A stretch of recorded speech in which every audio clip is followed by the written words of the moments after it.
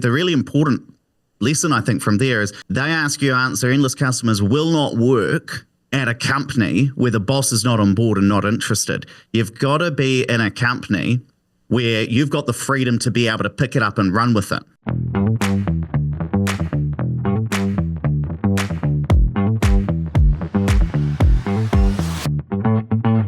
Welcome back to Endless Customers. I'm your host, Alex Winter, and today we have a very special guest calling in from the other side of the world, Ed McKnight. He's a resident economist, and he also is a partner at Opes Partners. Ed, welcome to the show. Great to be here, Alex. Thank you so much for taking the time. What time is it over there? Let everyone know where you are. Where are you calling in from today? So I'm calling in from Christchurch, New Zealand, and it's about 8 a.m. Wow. Okay, and it's about 5 p.m. here in the studio in Connecticut. Wow, very cool. So we're so excited to have you on the show. You have an incredible story, an incredible journey that I think is going to be so beneficial for our viewers and listeners out there. So before we get started with your journey, can you just quickly paint the picture of what Opes Partners is and your role there and just a little background on what it's all about? Yeah, sure. We're a property investment company. So when people are thinking about their retirement or wanting to become financially free, we help them create a plan for how they're going to do that. And then we go and find investment properties that they can buy. So I know that in the States, investing in property isn't quite as big as it is over here in New Zealand. But over here, that is a major way that people invest for their future. So we help people do that. That's fascinating. And I don't know why it isn't as big of a deal here as it is over there, but it's really true. You guys build this into people's actual financial portfolios for retirement and for longer term investing, which is really smart, in my opinion. Something I want to get into as I get older here. But so let's talk about the early days of adopting Endless Customers. At the time, it was They Ask You Answer before it evolved into Endless Customers. How did you find out about the book, and where did this all start for you and for your journey?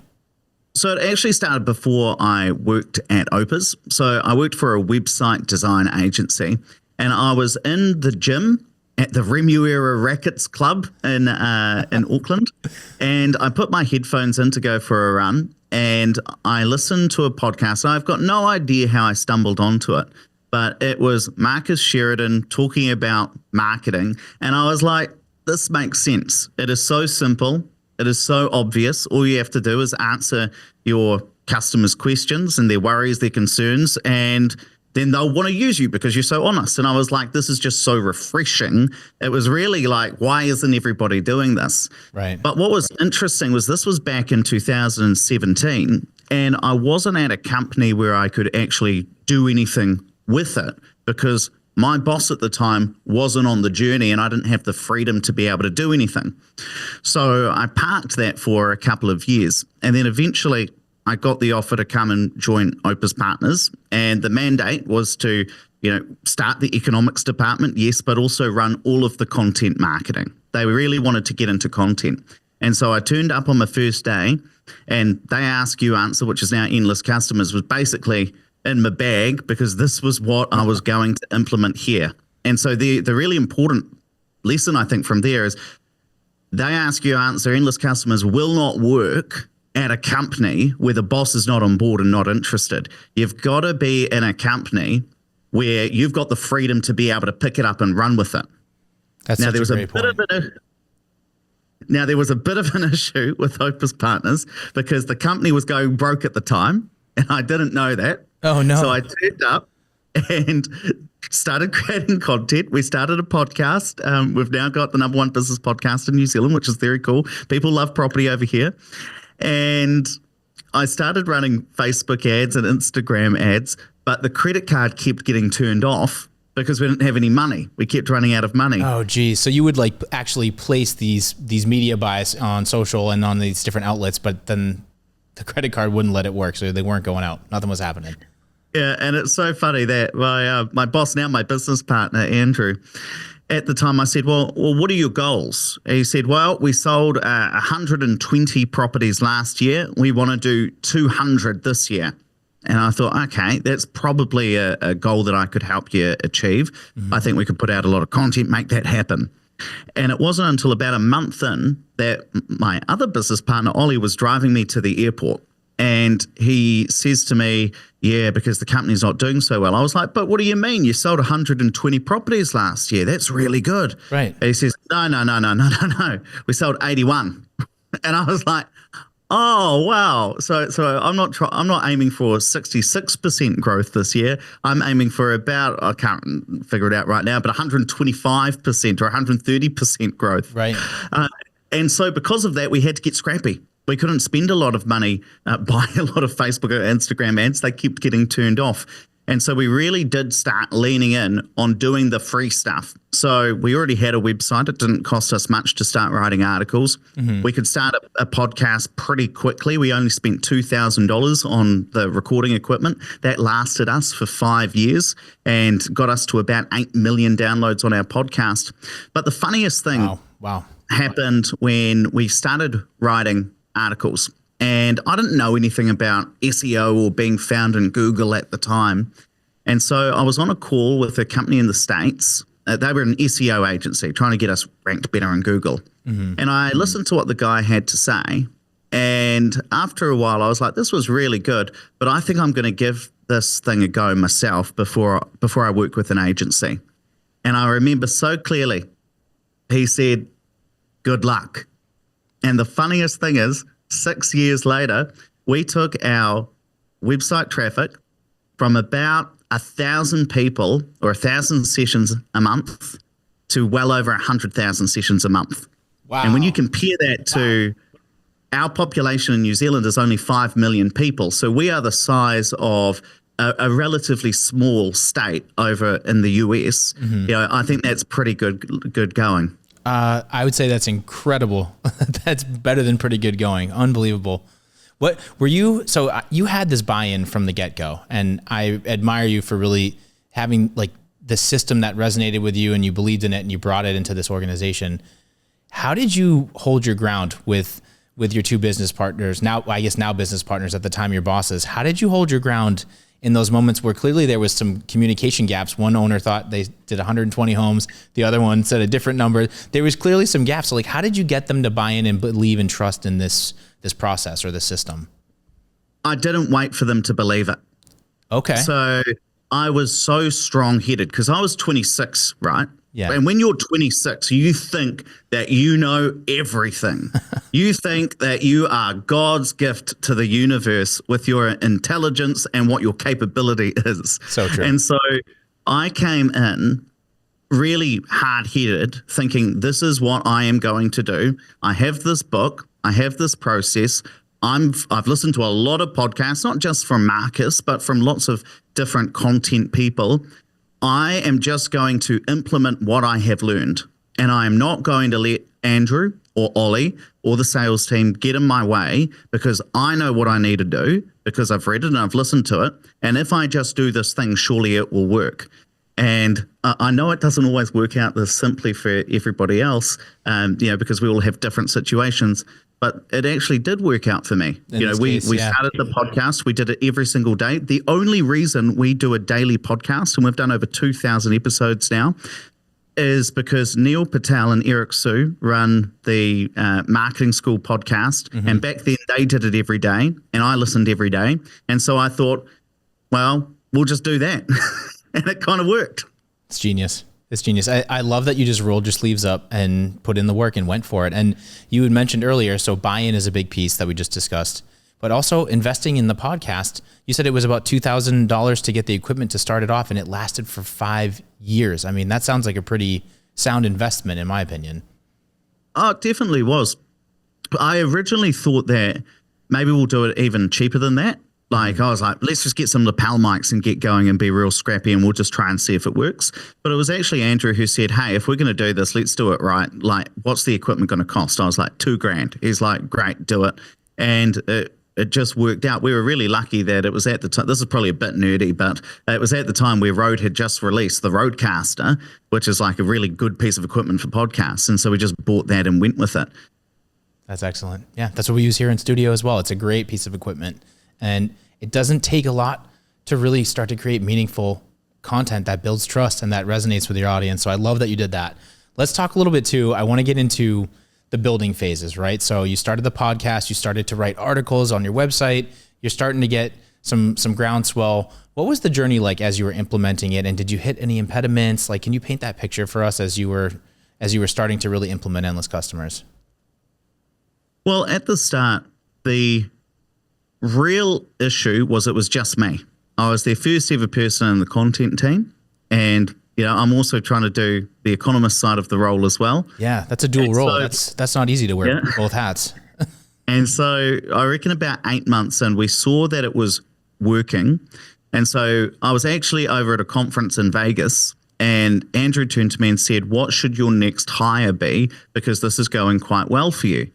And I was like, we need a videographer. That is the first thing that we need. And I know that in They Ask You Answer Endless Customers, it says hire your content writer first or your content manager first. But I kind of thought, well, that's kind of me. That's my role. So we'll hire the videographer next to just help out with doing things like editing the podcast, because we were not editing it at that point. It was just going out completely raw. We didn't cut out any ums, ahs, stumbles.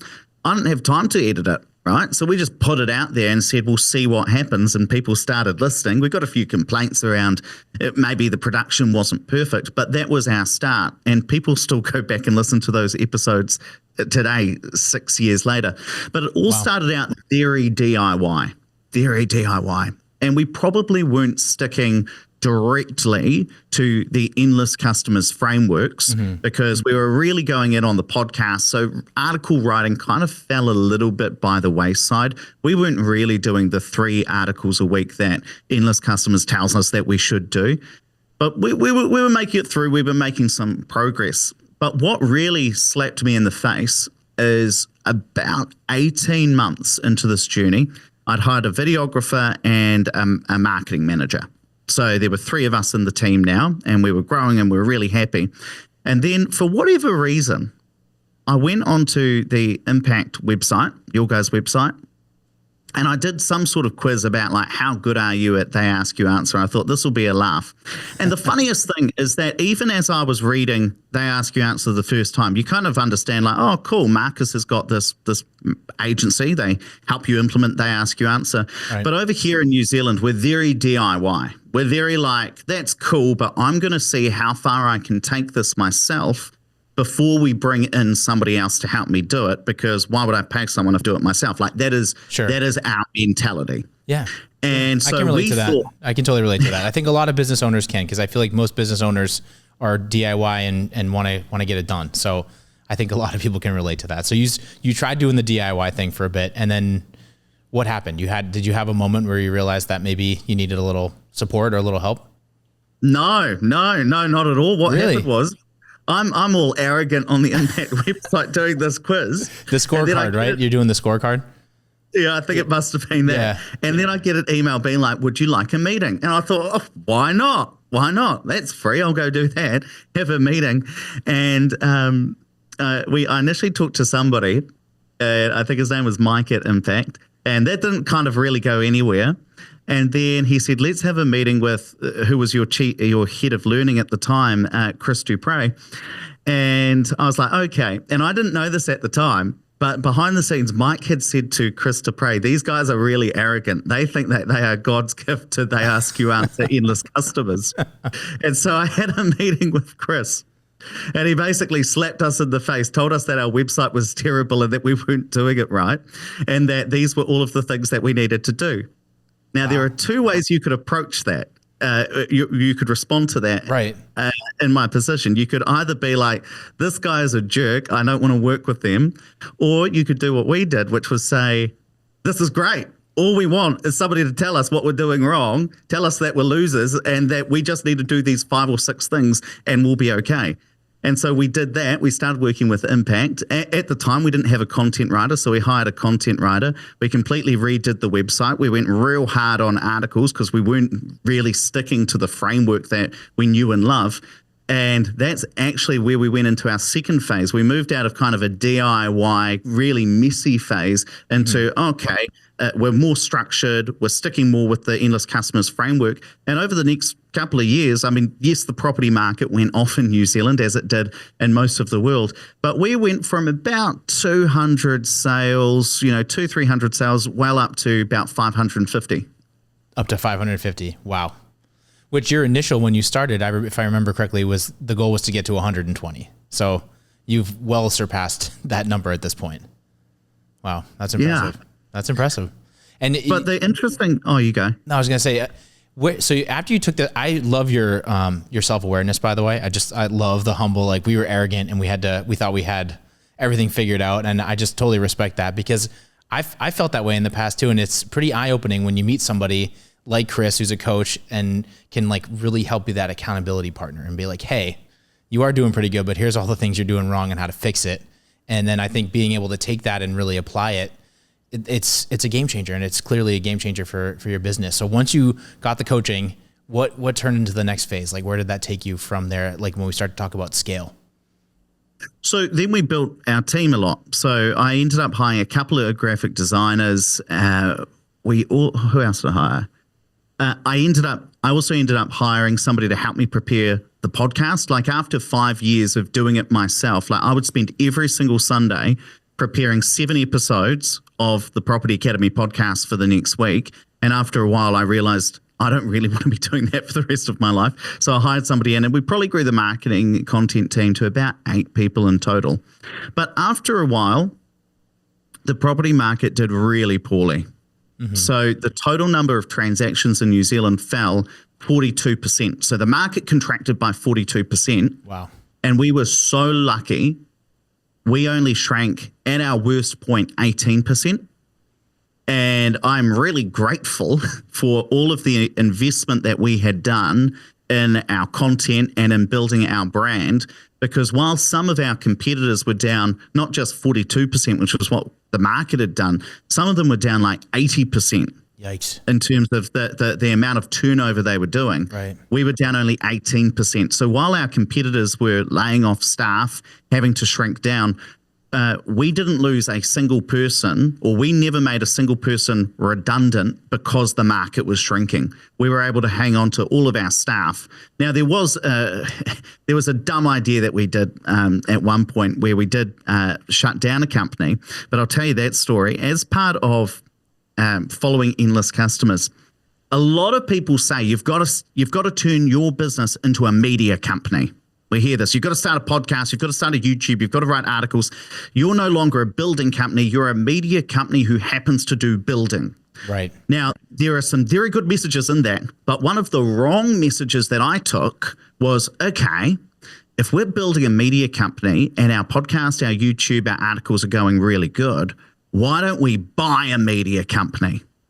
And so we bought Property Investor New Zealand, or New Zealand Property Investor magazine. And we also bought Informed Investor magazine. So we bought the 2 print publications, 2 magazines that are most well known in New Zealand to talk about investments. Okay. That went terribly. We lost $1 million. I kid you not. We lost $1 million over about 3 or 4 years buying these magazines, investing in them. They were loss making because the advertising market has not gone well. I'm not sure if you realize this, but print media turns out is dying, and probably part of the arrogance we thought would be able to turn that around because we were doing so well on the digital side. There's so much success that you start to think that it's almost like the invincibility cloak. Like everything's going to keep going this way, and it sounds like unfortunately it didn't. Well, I ended up flying Marcus Sheridan over to New Zealand to talk to our team.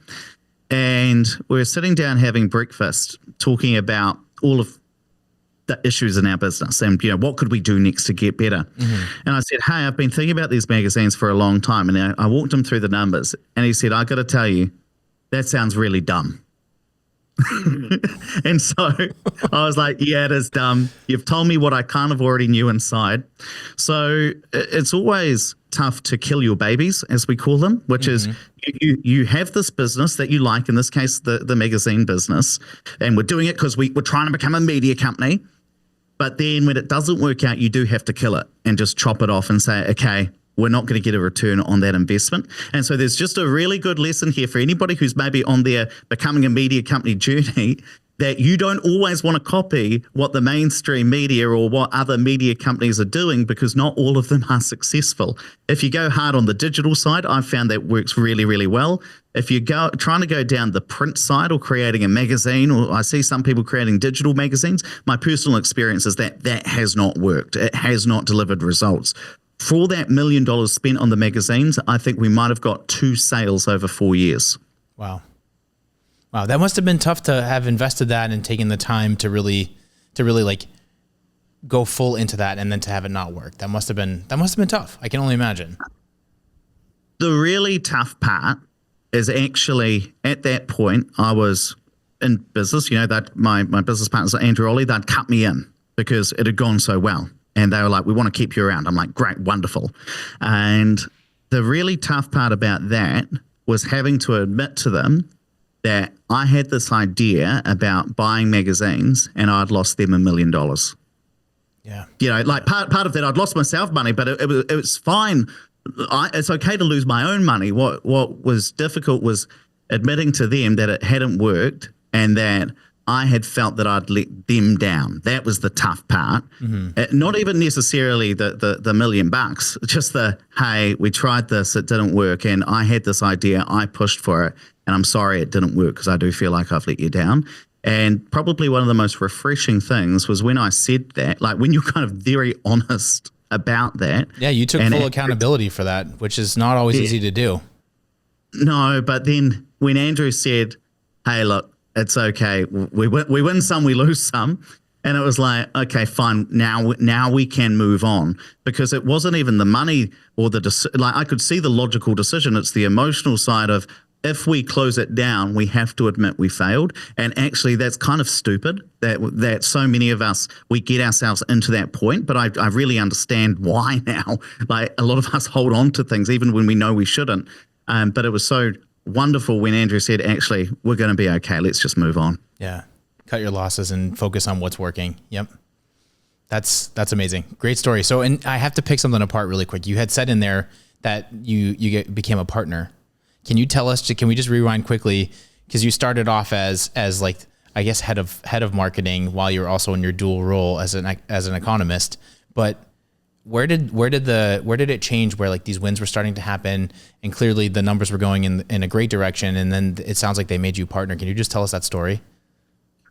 So even before I got to Opes, I was always very aware that the way you make money in life is not by being an employee. You've got to be part of something. And I remember very distinctly lying in bed at night. I must have been 23 years old, staring at the ceiling and thinking, I've got to get equity in a company because that's how I'm going to get ahead. Mm-hmm. And so I tried at the company I'd worked beforehand. I worked for a friend's company. I tried to get equity in that. And you know what? Life doesn't always work out. So after 2.5 years, he eventually said, no, I'm not going to cut you in. And that's fine. That was tough to realize, but that was fine. So I moved on to the next company, and I was very clear with Andrew and Ollie from the start. I want to get cut in. I want to be an Opes partner. And if you make that up front, you put that idea in their heads.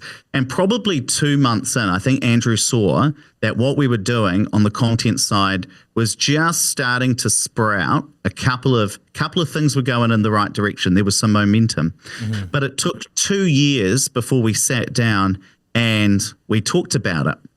And this isn't Ed's negotiation tactics, but I'd really embedded myself into a lot of the content. So I was on the podcast with Andrew. We were doing the YouTube together, and because of that, I want to say I'd created a lot of value for them, right, which was very good. I was very happy about that, but I was also very clear that I wanted a slice for myself.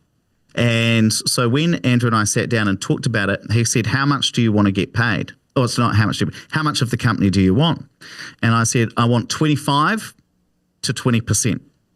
And I only said it that way, 25 to 20, to give him a little heart attack at, oh my God, I don't want to give you a quarter of my company, and then to the 20%. And then at that meeting, Andrew said, okay, so 20%. And I was like, yes, that's fine, because that was the number that I thought that I wanted to get. He was like, I thought it'd be 5%. I was like, no. Right. If you want me, this is what I want. Otherwise, I'll go do something myself, because I can see that I've now got some experience and some skills where I could do this again for myself if I have to. Mm-hmm. And so that wasn't trying to be all like, hey, give me 20% of your company or I'm going to leave. It was like, just very genuine. This is what I think my life looks like if you say no to this. I probably didn't say it that explicitly, but I'm very lucky that they were receptive to that and it all worked out. But it wasn't instant. It was a 3-year buy-in where I had to hit some targets, and I had to hit those numbers before I got X% of the company over 3 years. So it was 5 years from when I started to when I got my full 20%. Yeah, no, that makes total sense. But you also proved your value. I mean, you became a spokesperson. You helped build out this team. You helped implement this system. The numbers were going in, like there were a lot of really great wins that you worked very hard and earned to be able to be in a position where you could negotiate like that. So that's very, very impressive and cool. I also want to talk too, because you're quite the big thinker, and I've met you in person a couple of times at Impact Lives here and there, and it's been such a pleasure. But your wheels are always spinning. I'm so inspired by you when we talk, and I feel like you've taken this system and you've also really broken out these great ideas into like very unique things that are unique to Opes and to your company. So for instance, I have your area analyzer, and I want to talk a little bit about that and also about Opes AI and some of these new tools and these new things that you're rolling out that are really, in my opinion, still rooted in endless customers, but are very out of the box and progressive and just very exciting to see. So where do we start? You want to talk about the area analyzer first? Well, just before we get to that, it's probably important to say that after you do everything within the book that you can, the book is really targeted, if I can say this, at the kind of first 2 or 3 years of this journey. Okay. And after you've done that, we found that we hit a little bit of a plateau. Now, that's not to scare people off and say, don't do it, because that plateau was our business was 10 times larger by revenue from when I started, right? So it's a pretty good plateau to hit. Yes. But then we found that we were kind of like, okay, we've done it. Doing more and more articles or going from 7 podcasts a week to 10 podcasts a week probably isn't going to give us that much extra growth because we've already done that play. So what is next to us? And Marcus is very clear that They Ask You Answer Endless Customers is not just a marketing book. It is a business philosophy of how do you give your customers what they want. And he said, you can tell I've read the book about 7 times. Anything that can be bought online will be bought online. 100%. And so you take it back to that principle and say, what does that look like for us, especially in a world where, because of AI, people might be searching less. And so the first thing I did was say, well, one of the big things that people search for when they are buying a property is they will Google Oregon property market. Or they might Google, what's another city in Oregon? Salem property market. And they want to look for what's happening in my city or what's happening in my county or my suburb. Right. Now, there are about 1,000 suburbs in New Zealand. There are about 67 different major cities. There are about 16 regions overall. And so I thought, well, could I have an article that takes all of the data about these and just has it there so that when somebody's searching for any of these things, our website would come up. Now, writing over 1,000 articles and updating them every single month is going to be very difficult. Yeah. And so I talked to my web developers. My web developers are some of my best friends. I talk to them every single day. I have a standard 15-minute meeting with them. And I said to them, well, if I give you the spreadsheet and it's all templated out and all you have to do is put this number into this sentence, could we do that? And they said, yeah, we could do that. And so that's what Area Analyzer is. If you Google Opes Partners Area Analyzer, it will come up. And you can search for any of those 1,000 suburbs in New Zealand, any of those 67 cities, any of those 16 regions. And there is an article. Like, it looks like I have actually written that, but it is just Excel formulas. And it's important to say this is not AI. Because I work in a regulated industry, right? We've got a government regulator, the equivalent of the SEC in the States. Sure. Where if we put out false information, the government's not going to like us very much. And so I couldn't trust AI enough to say, well, here's the data, just spit out some paragraphs and we'll put them on the website. Yeah. Instead, I used AI to create the Excel formulas so that if the data's up or down, it changes the sentence so it actually looks like something you would read. And so we are able to update over 1,000 pages on our website in I literally did this the other day, 15 minutes. It takes 15 minutes for me to download the data out of the various real estate portals, upload it into the website, and within an hour, it takes me 15 minutes, but it takes the website an hour to think, process the data, and get it out. Wow. And so we're able to really educate the market in a way that I don't believe any other media organization in New Zealand has. Yeah, that's fantastic. I just love the way that you have figured out how to leverage AI in a different way. So instead of like having it just do everything for you, you're using it for very specific reasons to create these algorithms to give you the information that you need. And 15 minutes to do that would take anybody else that isn't using the tools or the technology you're using. I feel like that would take days, if not weeks, to do the same thing.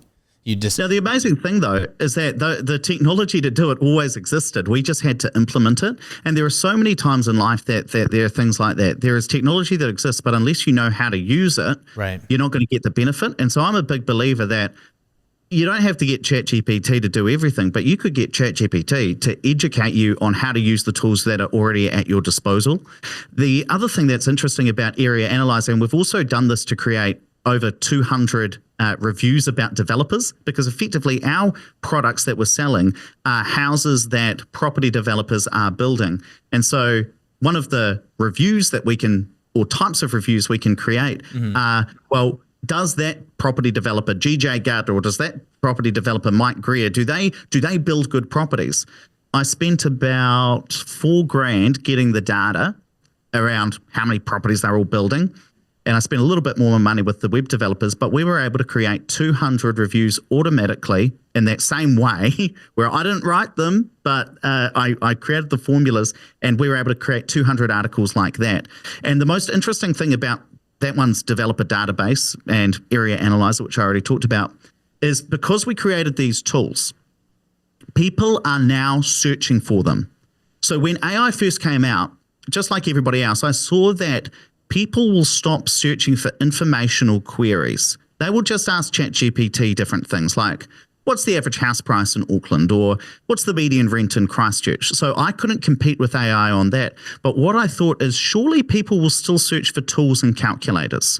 Surely people will still Google mortgage calculator, because it'd just be a bit more cumbersome to ask ChatGPT, hey, can you figure out this, what my mortgage repayment will be for blah, blah, blah. Sometimes you don't know what to ask. And so therefore you want a tool.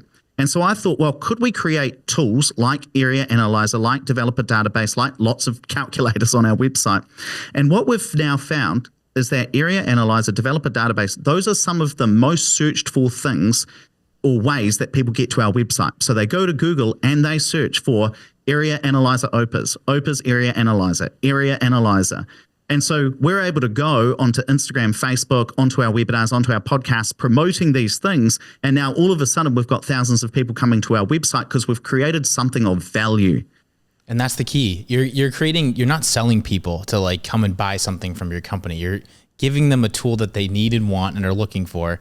And it's free. It builds trust. It's a great and unbiased way to get people to start to become part of the Opes ecosystem, which is, I just think it's genius. I think it's really well done. So congrats. I'll tell you another one, Alex. The one we're going really hard on at the moment is what we call Opes Plus. So one of the other things I saw when I was using those tools to try and rank higher in Google is that some of the websites that get searched for the most are Facebook, Instagram, any of those tools that you log into. So there is a reason, I mean, not that anybody ever goes to Facebook on desktop anymore on their laptops, everyone's on their phones, but one of the reasons that some people still search for Facebook is there is a reason to go to that website. And so what I had to think about is, well, how do I make our website a place where people want to go to do a thing, to analyze properties or do something? And previously, the way that we had analyzed investment properties was we had created a spreadsheet. We gave it away for free. 18,000 people had downloaded it, and I was really proud of this spreadsheet. But then a new property investment company had just started, and they'd created a basic form of like an app that would run the numbers on it, like help you run the numbers on an investment property. And I looked at that, and I was like, this is pretty rudimentary in terms of where they're at in their journey. But actually, this is where it's going. if we keep doing our spreadsheets and they keep developing this app, they will be so far ahead of us, because this is the way that people will in the future like run the numbers on their investment properties. Right. You saw it. Yeah. You saw it happening in real time. Yeah. It was so clear. It was so obvious, because anything that can be bought online will be bought online. And it was exactly what Marcus said in the book back in 2015 or whenever he first wrote it. And so we binged the spreadsheet, even though people loved it. And it probably cost us 64 grand New Zealand in order to stand up the first prototype. But we created what is now Opes Plus, which is a way that you can run the numbers, do the spreadsheety things, but online. Because what's really clear to me is that people no longer give you their email address to get an ebook. That's kind of dead. Nobody's doing that anymore. It's a dying thing. It really is. You're right. But you will happily put your email address in to create an account for Facebook or Instagram or any online tool, ChatGPT, Impact Plus, any of those. You will happily put your email address in, because, of course, I have to. How else am I going to access my account? And so we stood that up, Opes Plus, in September last year, the first version of it. And we're going pretty hard on this, but we now have 23,000 people signed up, 23,500 people signed up to Opes Plus in the last 6 to 9 months. And so not only has that built a massive database, but in the past, when we gave away that spreadsheet, we couldn't see how people were using it. We couldn't see whether people were analyzing their own properties or whether they were looking to buy properties. I couldn't see if somebody was in buying mode or not. Gotcha. But with Opes Plus, if somebody is adding in a lot of properties, maybe they're in buying mode. Remember, we sell properties. If I can find somebody who is in the market to buy, and I can tell who that person is and what their email address is and where they're looking and what sort of properties they're looking at, that person is a potential customer. So now with Opes Plus, not only are we building this database, but we can see who's in the market to buy and who we should be talking to. So maybe you weren't going to use Opes in the past and you were just going to use our free stuff. But if we can see that you're looking at properties, we can reach out to you and say, hey, have you considered having a conversation with us? So this is a way that we can find buyers. Again, anything that can be bought online will be bought online. And this is just our next version of that. Wow. I love it. I absolutely love it. Talk about thinking outside the box. That's really great. And it sounds like even though it was a big investment, it's really, you have some ROI and it's really paying off. Well, we're starting to get there. It is quite the enormous expense building these things. I think we're in for about $400K a year at this point. Oh, wow. But we are going real hard on it. Obviously, I would not recommend to anybody starting out with endless customers that you drop $400K on web development because you've got to start with writing the articles and doing the YouTube before you grow. But because we've done those things for the first 3-4 years, and we're 10x our business, we've now got the revenue to be able to make those investments. So I always say to people who are starting out with endless customers, don't do what we're doing today. We are not a good example of how you should start. You need to start with the basic principles of the book, grow your business. Then you can start doing it at scale. It's a bit like, if you love a gym analogy, you don't go in and see this massive bodybuilder who's benching 150 kilos or 300 pounds and say, wow, he's doing that, so I need to bench that much too. Right. I need to squat or deadlift that much too, because that's how I'm going to do it. All of us would say that's patently ridiculous because you're going to hurt yourself. Right. And it's just not going to work out. You've got to start small and then you build up. And that is exactly the same in business. You can't look at another business who's doing things that are 5 or 10 years ahead of where you are starting today. You've got to start with those lighter weight dumbbells, the things that are heavy for you right now that are going to help you grow before you get to that point. And so this isn't do the kinds of things we're doing now and go start an area analyzer or develop a database. This is a start with the small stuff, and then this is where it can go after that. That makes total sense. You got to build the foundation before you can build the house, right? That I totally agree. Yeah. Very great points. And I think this is a good segue because I want to ask you about the results that you've seen. You've been doing this are you on your 8th year? How many years have you been doing this now? Oh, this is I've just ticked over 6 years at Opes. Okay. Oh, just over 6. Okay. So 6 years of implementing this system and growing and maybe hitting some plateaus, but I'd love to talk about the wins. So for everyone out there watching and listening, just to give them some incentive of what's possible. You said you 10x'd your business. I mean, if that isn't incentive enough, I'm not sure what is, but what other wins have you seen, and what other things really stand out in your mind that you're very proud of and that like along your journey were just great milestones? So one of the big things is in the early days of Opes, because they had no marketing, no content, the way they got a lot of their leads was from referrals from mortgage brokers. Oh. And so what Andrew and Ollie would do is say to mortgage advisors, hey, look, you've got some clients. They're probably messing around. They've got a pre-approval from the bank. They can afford to go and buy a property, but you don't get paid, Mr. Mortgage Broker, until that person goes and purchases a property. Well, we can help them do that, and then we both get paid. We sell a house, you get to write the mortgage. And because of that, we couldn't start our own mortgage company. Well, because we started feeding ourselves, generating our own leads, generating our own brand, we ended up starting a mortgage company, and it is the fastest growing mortgage company in New Zealand. Wow. And we have grown into probably one of the top 10 mortgage companies in New Zealand within, I think, 2 to 3 years. It is insane how fast we've grown. We've got one of the fastest growing property management companies in New Zealand as well. So that's where if somebody buys a property, we'll look after it for them, so they don't have to do all of the chasing the tenants or doing the rental inspections. Mm-hmm. So a normal property management company, if they're doing really well, they'll be bringing on about 10 properties a month. If they're doing really well, we're bringing on about 40 a month. Wow. So we're growing at about 500 a year, properties under management, and we are just getting started. Wow. Some of the things through Opes Plus, when we can go out to those 23,000 people who have told us where their properties are and whether they own them or not and how much they're renting for and the condition of them. Now that we've got their data, the next stage is to grow even faster. And so my team are saying, hey, there's only so fast we can grow. You might have to slow your ambitions down. And I'm like, no, we must grow faster. I love that you're starting to feed yourself, and it's maybe it's overused because Marcus says it quite a bit, but it's a great analogy. He says, I could catch you a fish and you can eat tonight, or I could teach you how to fish and then you can make your own supper whenever you want. And it sounds like you're really starting to rely less on the industry and creating your own funnel. Oh yeah. We stopped relying on the industry probably about 3 months in of me starting, because I was like, this is no way to run a business relying on other people's referrals. I once went to a financial advisors conference because my soon-to-be wife is also a financial advisor. And I was saying to people, you guys are idiots if you're just relying on referrals, because you can't control that. You've got to be able to control your own business by doing the things like what Endless Customers talks about. Right. But on top of that, our brand has grown, like 10 million downloads on the podcast.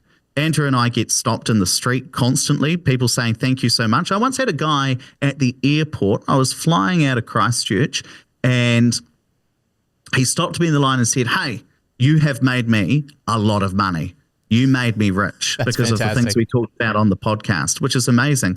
On top of that, we've got New Zealand's #1 investing YouTube channel now. We've got 30,000 subscribers. I know that's quite small compared to some of the numbers in the States, but I've had some of my videos get over 200,000 views. I had another guy stop me outside a bank who said, hey, you saved me $5,000 because I watched your video. And you told me about don't buy this course about how to pay off your mortgage faster. I'll just tell you how to do it. And it's just really lovely that these are real people. I don't tell the story to say, hey, I'm great, I get stopped in the street. I tell it because I say when you create content and you put it out there, sometimes it's a bit of a black hole. Oh, our podcast got downloaded 1,000 times or 2,000 times or 5,000 times. But what does that really mean? Right. When somebody stops you in the street and says, hey, that thing you said helped me, that's when you're like, wow, this is real. These are real people. It's powerful. And the content has an impact on real people's lives. Yeah, it's very powerful. That's incredible. And 10 million downloads.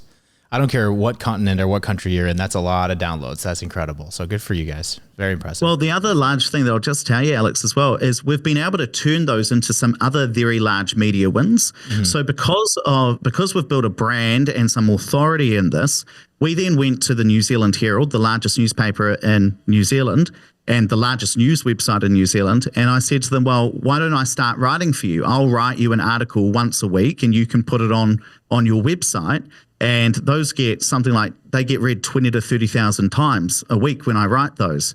But it all started with the podcast and building our brand. 5 years ago, the Herald was never going to let me write. And then I went to the second biggest news website in the country, stuff.co.nz, if anyone's interested. And I said to them, hey, I write for the Herald. Why don't we get Andrew to write for you? And so between the two of us, we cover there are only two large newspaper networks in New Zealand. We are able to cover both of them and have our content be picked up by both of the largest news companies in the country. Wow. Genius. I love it. I love all these different angles and tactics that you've taken. It's really, really impressive and inspiring. And also for you, you said a little over 6 years at Opes. What's your journey been like personally, right? You started out with like the dual role. Now you're a partner. What's that journey been like for you and for your life outside of work? Oh, it completely changed my life. It really did. 6 years ago, I never thought we'd get to where we are. And it's been a lot of work, but in terms of what it's done for me financially, like personally, like, yes, I've been investing in property. Yes, I've always tried to make money on the side, but being cut in, Andrew and Ollie did something for me that nobody else has ever done. And so you can probably tell the company's going quite well. That has helped me just immensely personally. I was able to buy quite an expensive house. It was actually my first home. I'd bought 5 investment properties before I bought my first home, but I was able to do that. And what's interesting, Alex, if I can tell, I've never told this story before, but when I was a kid, I got a scholarship to go to a school, a very nice school. I come from a tiny little farming town. And I got a scholarship to go to a school right in the middle of Auckland, in a really, really nice area. And it's a school for kids who can't afford private school, because we weren't rich. We were kind of lower socioeconomic. We'd definitely be in the bottom 50%. Okay. And when I went to that boarding school, I used to walk around and look at all of these nice houses. And I used to think, God, one day I will be able to have one of these. And at 32, it's not the best house on the street, but at 32, I kind of feel like I have done what 16-year-old me kind of wanted, in terms of having a nice house in that area and being set up. And that is just quite amazing. That's absolutely incredible. And we couldn't be happy for you. Like, that's just a dream being realized is an incredible thing. So congratulations. And you definitely have put in a lot of hard work. So it's not like it just happened overnight. You definitely earned it and deserve it, and couldn't be happy for you, Ed. That's just wonderful. Yeah. So before we wrap up, I'm sure people are going to have a ton of questions that are listening and that are watching. What advice would you give people out there? Is there anything that really stands out or along your journey that like you really think is important for people to keep in mind that might be starting their journey with endless customers, or maybe they're picking up the book for the first time and reading through it and going, oh yeah, this makes sense, just like how you did. And they're like, yeah, this clicks and I get this and this resonates with me. What would you tell them? What would you say to them? I think you've got to get over your own inertia. So there will be people listening to this who for years have said, I want to do endless customers, they ask you answer. I want to do this thing. But for years, you haven't done it. I was the same. I read the book. I thought it was great. I didn't do anything with it for 2 years. But you've got to get over that and just start. And there will be some things within endless customers that you're like, oh, that's quite scary. Writing articles and reviews of your competitors, talking about the things that are wrong in your industry. Some of those things will not be comfortable, because just like the guy who's benching 300 pounds, like they've built their way up to it. Right. So you start with what you're comfortable with, talking about pricing, maybe writing one of a best of article, top 5 website design companies, or top 5 tips for how to design a website, or whatever industry you happen to be in. Start with the stuff that you're like, okay, I'm going to dip my toe in the water, and then you will go. I remember the idea of writing articles about our competitors, like, wow, that's wild. No, we couldn't possibly do that. 3-4 years in, we just laugh about it now. We're just going to write them. Of course we're going to do it, because it's so obvious. And in the industry that is still so, people are really like, wow, that's cheeky. Well, I can't believe you did that. But we weren't always comfortable doing some of those things. We had to build up to it. And the other thing you've got to do pretty quickly is you've got to build the right team around you. You know, they ask you answer endless customers is a team sport. You got to have your sales team, you know, willing to share the content that you're creating. You've got to make sure that they're going to want to contribute some ideas for you. You know, our content team is now 8 or 9 people that we've had to build it up. It really is a team sport. There might be 1, 2, 3 people being the face of it, but there's a huge team behind them. Yeah, that's well said. It is definitely a team sport, and it takes time, but with the investment and the time, the results speak for themselves. And we couldn't be happy for you and for everybody at Opes Partners. So congratulations on all your wins and all your success. Thanks so much. Yeah. Well, I think that's our show. Is there anything else, Ed, that we haven't talked about that you want to discuss before we wrap up? No, I think we're good. Yeah? I think we're good. Okay, cool. Well, we're going to have to check back in with you because I want to keep hearing how things evolve, especially with this new AI tool that you're rolling out. It sounds exciting. So we'll definitely have to have you back on the show. And thank you so much for your time and for being here. No worries. Thanks, Alex. All right, Ed. Thanks again. And for everybody out there watching and listening, this is Endless Customers. I'm your host, Alex Winter. We'll catch you on the next episode.